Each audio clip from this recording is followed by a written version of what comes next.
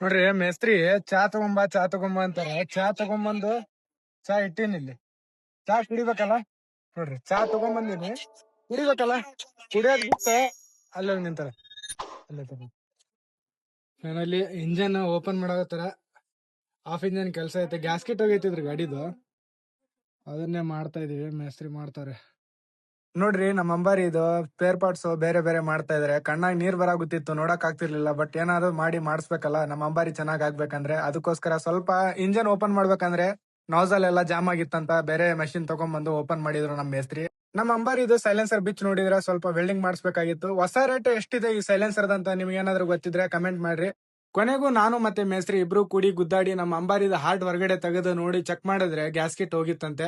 Engine ನ ಇನ್ನೊಂದ್ ಸ್ವಲ್ಪ ಚೆಕ್ ಮಾಡೋಣ ಅಂತ ಹೇಳಿದ್ರು. ಮೇಸ್ತ್ರಿ ನೀವೇ ಚೆಕ್ ಮಾಡ್ಕೊಳ್ಳಿ ಅಂತ ಹೇಳಿ ನಾನು ನಮ್ಮೂರಲ್ಲಿ IPL ಬೇರೆ ಸ್ಟಾರ್ಟ್ ಆಗಿದೆ ಕ್ರಿಕೆಟ್, ಅದನ್ನ ನೋಡಕಂತ ಬಂದೆ. ಮತ್ತೆ ಹೊಸ ವಿಡಿಯೋ ಒಂದಿಗೆ ಸಿಗ್ತೀನಿ. ನಮಸ್ಕಾರ.